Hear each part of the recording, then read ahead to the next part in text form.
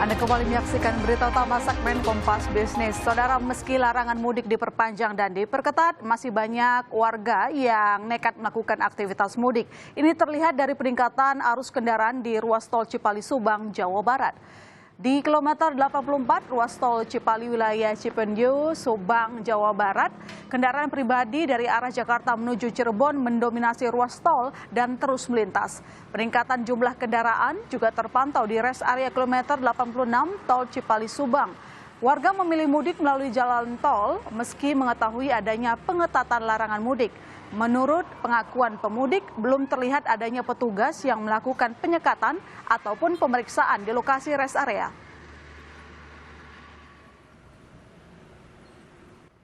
Saya dari Tangerang mau ke Kebumen. Oh, ini sengaja pulang lebih dulu karena ada perpanjangan ini atau? Iya, enggak, memang kebetulan kakak saya waktunya terbatas waktu liburnya, jadi mumpung saat lagi libur ya pulang gitu. Sementara itu, belum ada perubahan syarat bagi calon penumpang naik kereta jarak jauh. Pihak PT Kereta Api Indonesia menjelaskan, calon penumpang masih bisa menggunakan surat hasil swab tes antigen 3 kali 24 jam dan Genus C19 1 kali 24 jam sesuai dengan surat edaran Kemenhub nomor 27 tahun 2021. Sementara dalam adendum surat edaran nomor 13 tentang pengetatan mudik 2021, hasil tes RT-PCR rapid tes antigen berlaku 1 kali 24 jam. Lakunya kita masih menggunakan yang berdasarkan surat edaran Kementerian Perhubungan nomor 27 ya. Artinya kalau untuk genos ataupun juga antigen. Jadi di sana kan juga diatur genos dan antigen itu masa berlakunya sampai kapan seperti itu. Yang diterapkan saat ini masih sama. Ya, lantas apa isi aturan teknis larangan mudik yang terbaru? Kita tanyakan kepada juru bicara Kementerian Perhubungan Adita Irawati. Selamat malam, Mbak Adita. Selamat malam. Oke, Mbak Adita, ini untuk merespon adendum 13 itu sudah ada aturan teknis ya dari Kementerian Perhubungan. Apa yang perlu diketahui pemudik, apa bedanya dengan aturan yang sebelumnya ada?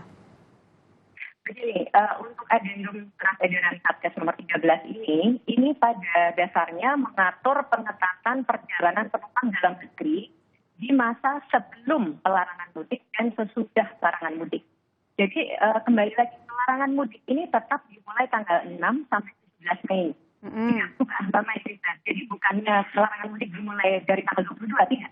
Jadi larangan mudik tetap dari tanggal 6 sampai 17 Mei. Nah, adendum ini mengatur mengenai pengetatan persyaratan perjalanan di tanggal 22 April sampai 5 Mei dan setelah pelarangan, yaitu tanggal 18 Mei sampai dengan 24 Mei. Jadi ini yang mungkin perlu dipahami oleh masyarakat bahwa pelarangan mudik belum dimulai, tetapi pengetatan perjalanan penumpang itu sudah dimulai sejak tanggal 22. Di mana pengetatannya adalah dengan memperpendek masa berlaku dokumen hasil negatif COVID itu hanya 1 kali 24 jam. Jadi itu Mbak My Sister, supaya tidak menjadi mispersepsi atau salah tafsir ya terhadap ketentuan tersebut. Dan ini juga sudah mulai diberlakukan di transportasi umum. Dan saat ini juga untuk tadi kereta api memang ketika diterbitkan adendum tersebut kita masih melakukan koordinasi. Dan diharapkan mulai besok juga sudah mulai bisa berlaku 1 kali 24 jam sesuai dengan ketentuan adendum dari surat edaran Satgas. Demikian, Mbak. Berarti kan pengetatannya sudah mulai diberlangsungkan nih, kayak misalnya tes antigen 1 kali 24 jam. Nah, ini bagaimana koordinasinya mungkin dengan armada transportasi, katakanlah seperti pesawat. Karena kan banyak juga mungkin mereka sudah membooking tiket, sudah melakukan tes PCR beberapa hari yang lalu. Nah, ini bagaimana koordinasinya? Apa kata pihak armada transportasi, misalnya pesawat? Ya, sebelum diterbitkan sebenarnya kami juga sudah memberikan pengkondisian dan kami juga melihat bahwa operator juga sudah menghubungi para calon penumpang khususnya yang telah melakukan pembookingan tiket untuk tanggal 22 April. Dan pada umumnya juga sudah diberitahu sebelum mereka berangkat.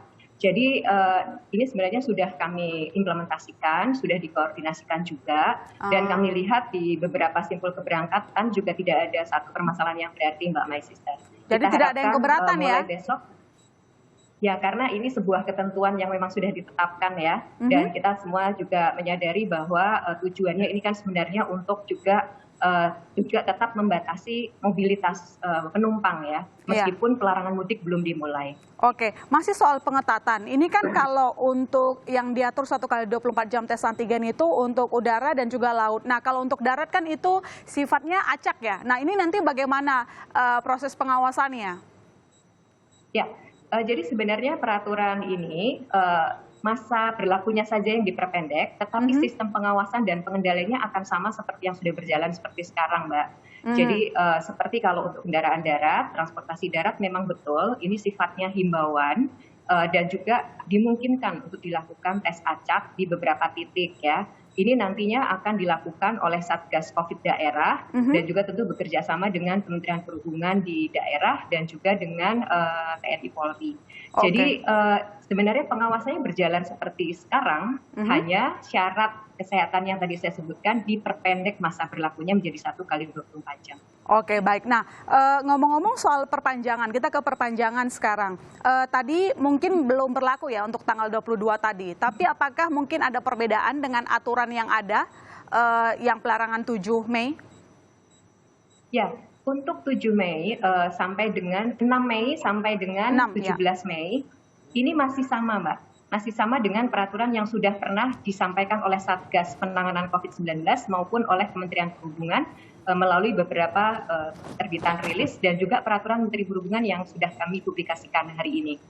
Jadi tetap berlaku seperti yang sudah disampaikan, sementara tanggal 18 sampai 24 Mei ini adalah masa sesudah pelarangan itu selesai, tetap dilakukan pengetatan syarat perjalanan seperti di masa sebelum pelarangan ini, Mbak. Jadi di periode pelarangan akan ada ketentuan yang memang betul-betul mengikuti ketentuan pelarangan mudik sesuai dengan peraturan Menteri Perhubungan nomor 13. Sementara setelah itu akan mengikuti surat edaran adendum dari Satgas lagi. Jadi ada pengetatan syarat perjalanan tapi tidak ada pelarangan mudik di tanggal 18 sampai dengan 22 Mei. Ya, jadi dipastikan untuk masyarakat yang mau mudik ya patuhi aturan yang semakin ketat ya. Tidak ada larangan, tetapi semua aturannya diperketat supaya untuk membatasi jumlah pemudik membludak begitu. Nah, ngomong-ngomong soal pengawasan. Nah, ini kan kalau kita lihat dari hasil litbangnya Kemenhub itu kan mungkin masih banyak sekali kira-kira 27,6 juta masyarakat yang nekat mudik ya dengan aturan yang lama. Dengan aturan yang baru ini perpanjangan tersebut, apakah sudah ada hasil survei yang baru mungkin untuk meredam jumlah masyarakat yang masih nekat mudik meski sudah dilarang? Ya, baik. Jadi sebelum diumumkan pelarangan mudik, kami sudah melakukan survei dan seperti yang sudah kami publikasikan juga, ada sekitar 11% masyarakat yang masih tetap berkeinginan mudik meskipun mudik itu dilarang. Itu jumlahnya sekitar 30-something juta ya, 30-an juta. Kemudian kami melakukan lagi survei setelah pelarangan mudik diumumkan. Dan ternyata hasilnya memperlihatkan ada penurunan animo masyarakat untuk melakukan mudik. Yang berniat tetap mudik itu ada sekitar 7% atau angkanya masih sekitar 11 juta. Jadi ada penurunan Mbak My Sister dan kami melihat ini mungkin bisa menjadi salah satu dampak dari adanya sosialisasi pelarangan mudik ini yang memang cukup intensif dari hari ke hari. Yang kami harapkan juga ini nanti ke depan terus ada tren penurunan gitu, sehingga kita juga tetap bisa mengendalikan pergerakan masyarakat ini dan tetap tujuan untuk bisa menekan angka lonjakan kasus ini bisa kita realisasikan. Baik, terima kasih Mbak Dita telah bergabung di Berita Utama. Kita tunggu nanti implementasinya. Semoga harapan untuk menekan laju penyebaran COVID-19 memang benar-benar dapat kita wujudkan dengan aturan yang baru ini. Terima kasih sekali lagi. Selamat berbuka puasa. Sehat selalu.